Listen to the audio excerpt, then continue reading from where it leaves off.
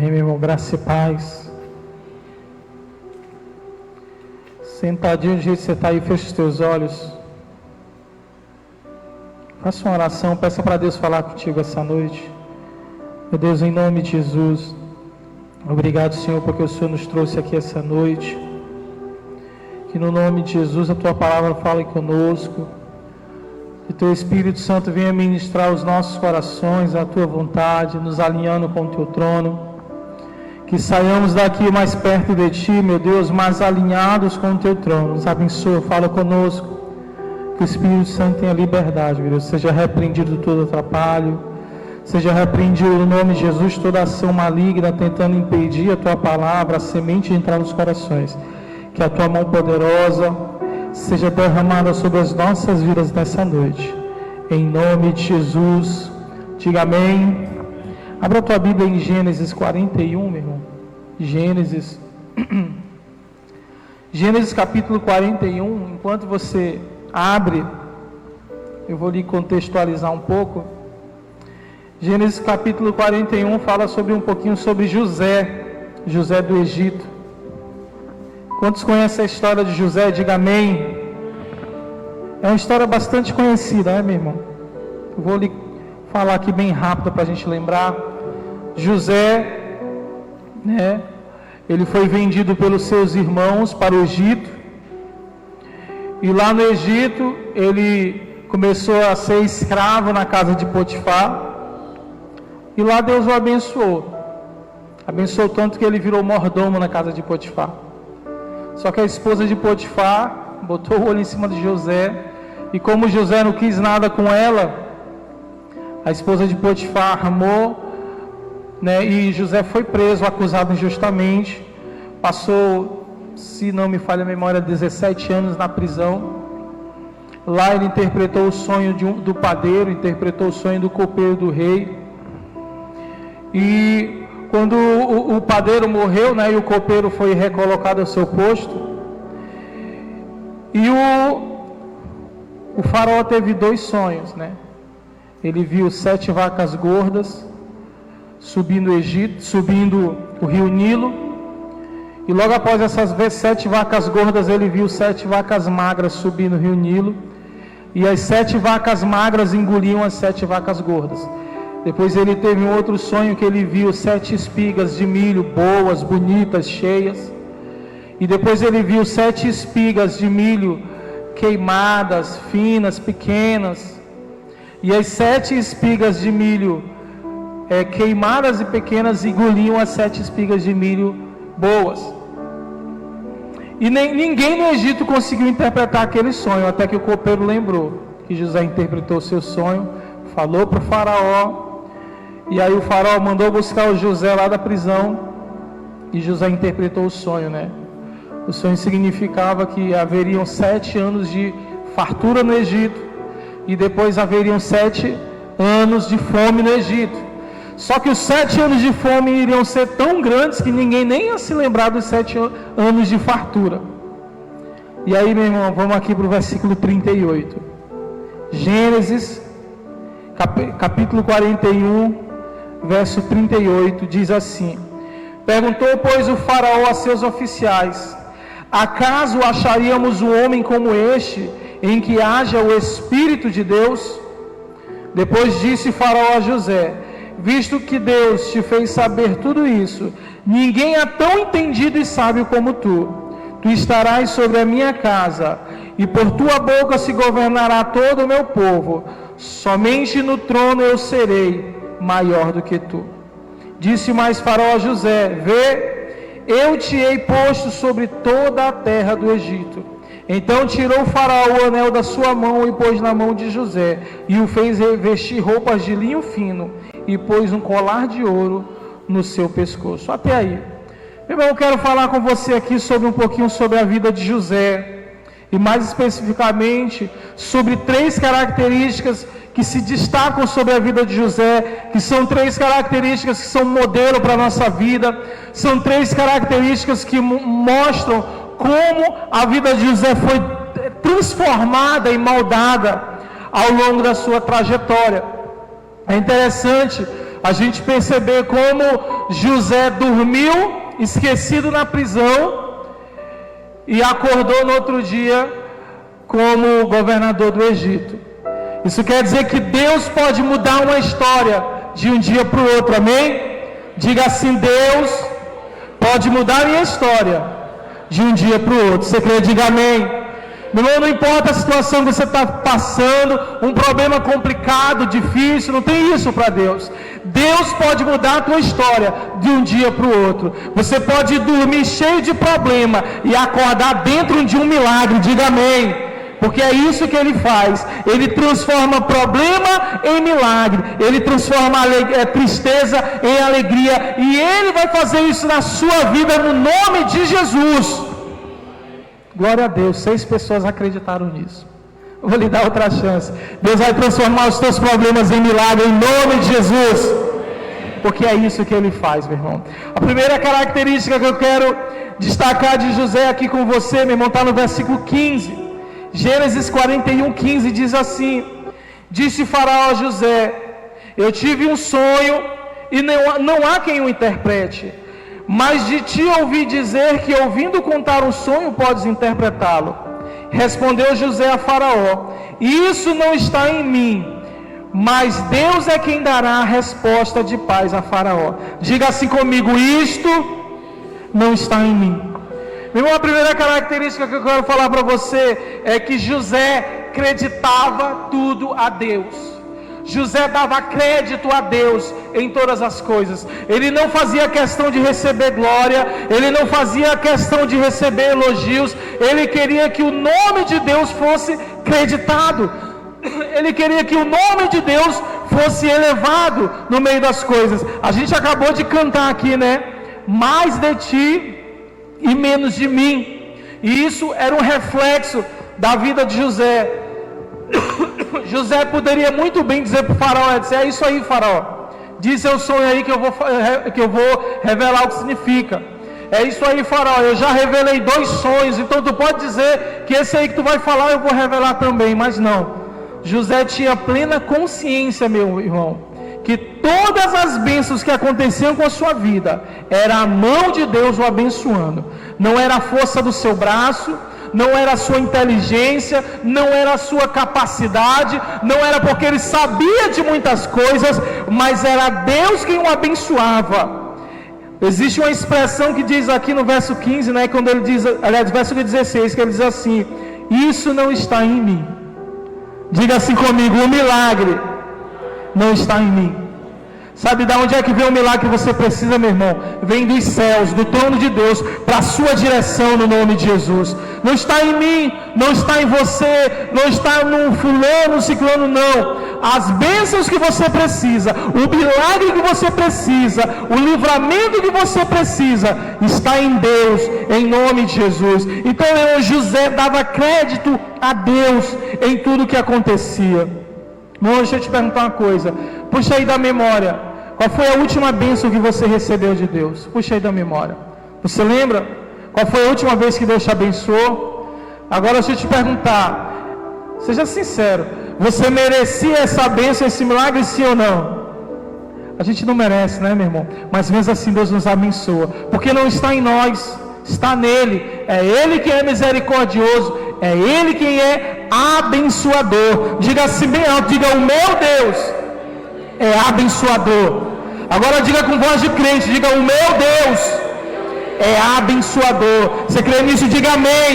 Diga glória a Deus e dê um forte aplauso ao Senhor Jesus. Ele é abençoador, é o Senhor Jesus. Então, meu irmão, dê crédito a Deus. Todo livramento que aconteça na sua vida, meu irmão, não é porque você é bom, não. É porque Deus lhe ama. Não é porque você merece, não, porque a gente não merece, mas é porque Ele é misericordioso. Quando o faraó falou para José, né, José, eu soube que tu interpreta sonho. E José já disse, né, não sou eu não, faraó, é Deus.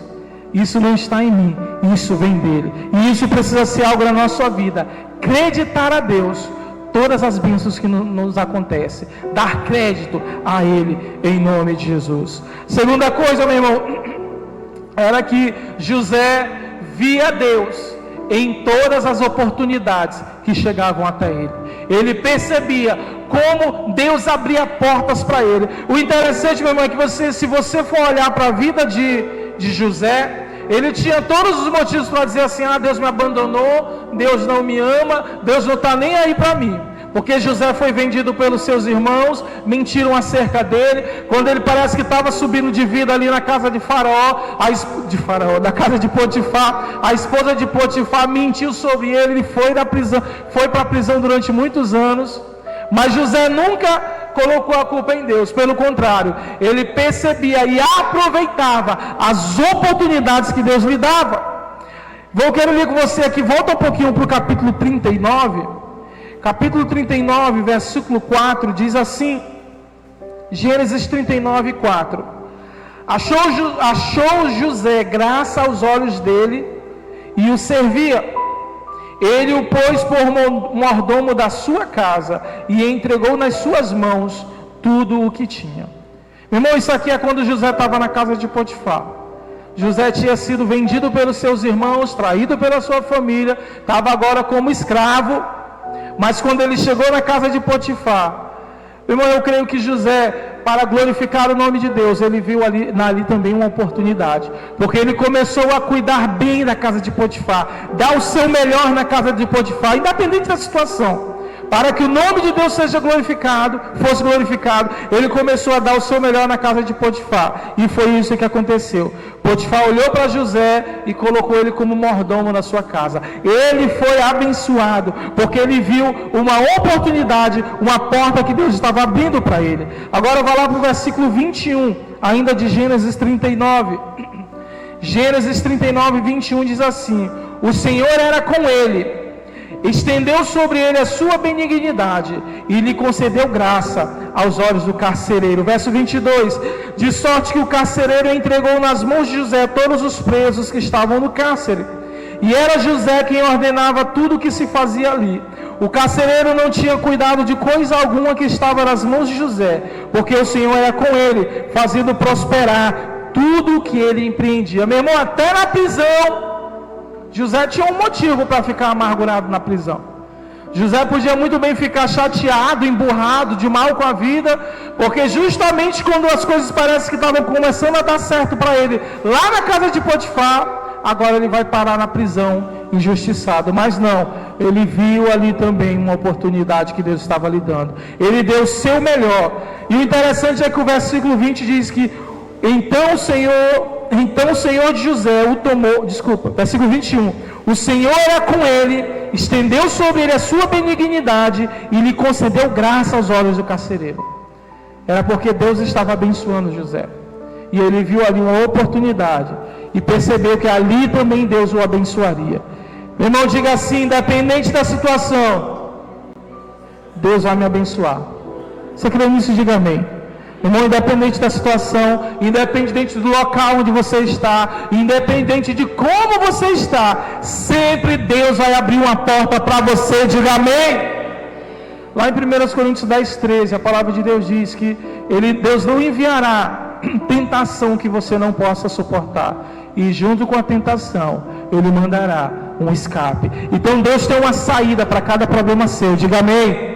Enxergue, meu irmão, nos problemas uma oportunidade para Deus te abençoar. Segura aí, meu irmão, em Gênesis 40. Abra a tua Bíblia em Provérbios capítulo 3. Provérbios capítulo 3, verso 6. Eu gosto muito desse versículo, meu irmão. Provérbios 3, 6, que diz assim, aliás, 5 e 6. Vamos começar pelo versículo 5. Provérbios 3, 5. Confia no Senhor de todo o teu coração, e não te estribes no teu próprio entendimento. Agora olha o 6.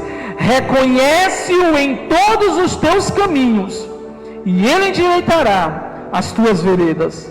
Interessante, meu irmão, como esses dois versículos se completam. Porque o versículo 5 diz assim, confia em Deus, meu irmão. Confia em Deus. Confia no Senhor com toda a tua força. Não se apoie no seu entendimento naquilo que você acha que sabe. Não, confia em Deus. Mas está tudo mal. Reconheça Ele em todos os seus caminhos. Reconheça a mão de Deus sobre a sua vida, e Ele endireitará as tuas veredas. Veredas é caminho, meu irmão. Quando nós reconhecemos que Deus está no controle de todas as coisas, quando nós reconhecemos que é Ele quem controla a nossa vida, quando nós reconhecemos que é a mão dEle que nos guia, que nos dirige, aí, meu irmão, Ele começa a endireitar o nosso caminho. Ele começa a nos mostrar a direção em que devemos seguir. Diga assim comigo: eu preciso reconhecer que Deus me controla. É Ele quem me controla, meu irmão. É Ele quem decide todas as coisas. Tem uma frase que eu sempre digo, que diz assim: quando você toma as suas decisões baseado naquilo que você acha, naquilo que você decide, naquilo que você acha que é melhor para você, você é o responsável pelo resultado. Mas se você toma as suas decisões baseado na palavra de Deus, baseado naquilo que Deus quer, e baseado naquilo que a vontade de Deus quer para você, então Deus é o responsável pelo resultado. E não existe pessoa melhor para cuidar da sua vida do que o próprio Senhor Jesus. Diga amém. Então, meu irmão, nós precisamos reconhecer Deus em todas as circunstâncias. Não é porque José, meu irmão, foi traído e vendido pelos seus irmãos, não é porque mentiram acerca de José lá na casa de Potifar, não é porque ele foi esquecido na prisão, que ele botou a culpa em Deus. Não, ele reconheceu: se eu estou aqui, é porque Deus permitiu que eu chegasse aqui. E se tem alguma coisa errada, o erro é em mim e não é em Deus, porque é Ele que me trouxe até aqui. Você está me entendendo? Diga amém. Uma primeira característica de José que eu falei para você é que José acreditava a Deus todas as suas bênçãos. Ele glorificava a Deus. Ele reconhecia que era Deus o que o abençoava. Quando ele recebia livramento, ele dizia: foi Deus quem me livrou. Quando ele era abençoado, ele dizia: foi Deus que me abençoou. Quando ele vivia um milagre, ele dizia: foi Deus que fez esse milagre na minha vida. A segunda característica de Moisés é que ele aproveitava todas as oportunidades que Deus lhe dava. Ele dizia: se eu estou aqui, Deus me trouxe aqui, Ele vai abrir a porta. Se isso aconteceu comigo, é Ele que me trouxe aqui, e para eu sair daqui é Deus que vai abrir essa porta. Ele aproveitava todas as oportunidades. E em terceiro lugar, meu irmão, a terceira característica, e eu creio que mais importante, José, volta lá para Gênesis 41. Gênesis 41, verso 38 que a gente leu. Gênesis 41, verso 38, diz assim: perguntou, pois, Faraó a seus oficiais: acaso acharíamos um homem como este, em que haja o Espírito de Deus? Irmão, essa característica mais importante de José. José era um homem em que habitava o Espírito de Deus. Por isso que ele passava por tanta dificuldade e conseguia vencer.